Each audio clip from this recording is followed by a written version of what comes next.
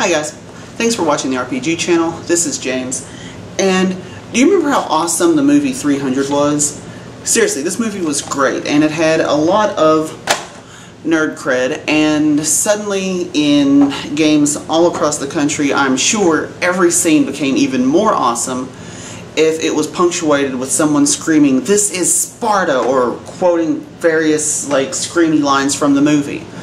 And I remember talking to a bunch of people in my local gaming area and on message boards and stuff like that about what games would be good for a 300 style role-playing game and how awesome it would be to recreate things from that movie. Like, I know I myself thought of this idea for a werewolf game where the werewolf characters would just confront a continuous wave of enemies until they died, and that would be the campaign. And all these other ideas on how to recreate the awesome, violent nature of that movie. And one of those ways happens to be the 300 board game. And this is a board game from a company called NECA. I'm not sure how you want to say that, but it's called Real Games, and it's a company that actually makes board games based on movies. Like, this is their specialty. 300 happens to be one of them. So let's have a look at it. Okay, the game itself is played on a pretty good sized board of decent quality. It comes with everything you need to play, including these 6 red clear dice. I'm not sure why they're red or clear, but it doesn't really add or take anything away from the game. The board represents the hot gates, which is the entirety of the action of the game. It is just about that particular battle, and the way this game plays is it's something like chess, except one piece or one side has about 3 to 4 times as many pieces as the other side, and those pieces regenerate when you kill them. But it works because in this game the Spartans and the Persians are basically playing 2 completely different games, whereas the Persians are trying to wipe the Spartans out, which is their victory condition.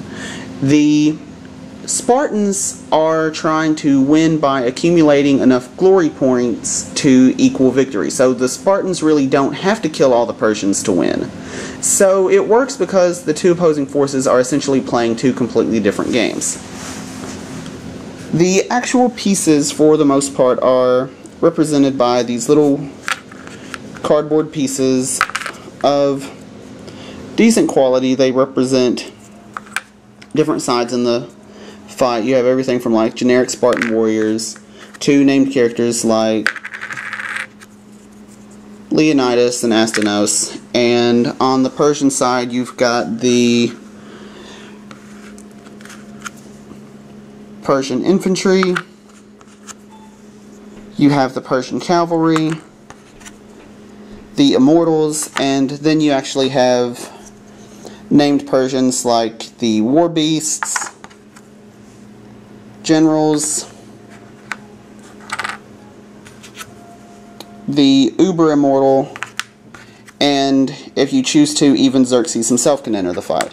And along the outside of the board you have this track where the Spartans can keep track of their accumulated glory points all the way up to 100, which if they get there, they win.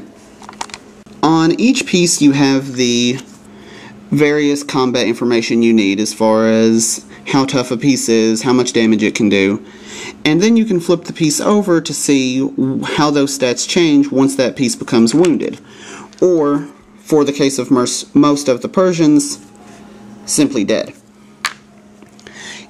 In addition to all of this, you also have the goat pass, where the little hunchback guy, Ephaetes, each turn will move 1 square forward, and when he reaches the end of the goat pass, 6 spaces away, then the game is over.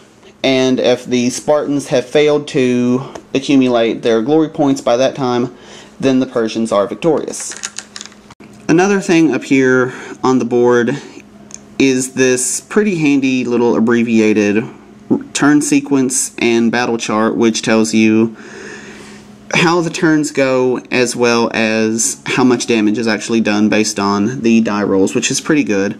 In addition to the dice rolling and just straight mechanical combat, there's also battle cards that you can play. Each side has their own decks to choose from, and for some reason these are rather thin and flimsy compared to the other pieces in the big game, and the corners are not filed off at all, and that's a minor complaint, but it's just really weird that the cards would be of such low quality compared to the other pieces of the game. The cards can affect battle in a variety of different ways, and they all come straight from the movie.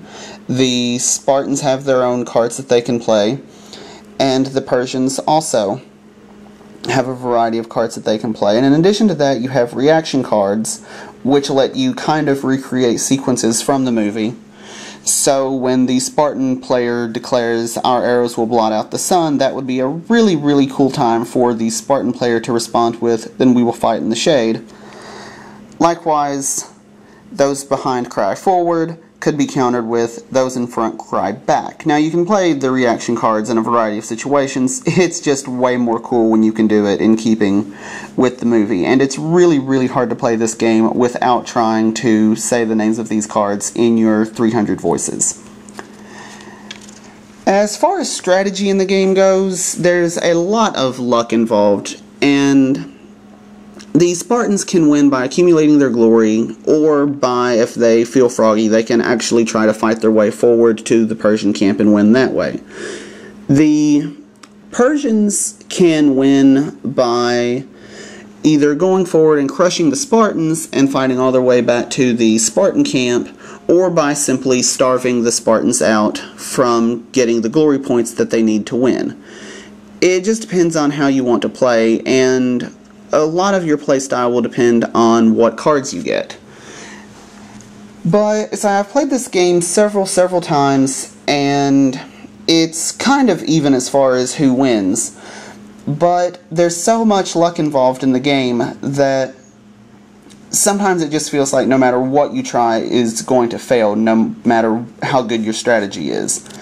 And if that's not something you're into, then this might not be the game for you. But there is actually a pretty strategic element to it. It just takes a little bit to find, and it's not your normal strategy that you expect in a game like this. So with the Spartans, it's all about which pieces do we move forward, like how do we arrange it so that our named Spartans fired, or do we try to save them? And the most important decision the Spartans are going to make is, do they try to stay in the gates and just wait it out, or do they actually try to move forward and attack the Persians on the coast? For the Persian player, they're trying to figure out, do they move their more powerful pieces forward and actually try to crush the Spartans, or do they hold their more powerful pieces back and just constantly assault with infantry and cavalry and other weak pieces, so that the Spartans really don't get the chance to accumulate the glory that they would get from killing off named Spartans and named Persians and war beasts and stuff like that. So it's a really interesting game. I've not played too many other games like it. And the fact that once the Hunchback makes it to the end of the Goat Pass really puts a time limit on the game, so you don't have to worry about it going too long.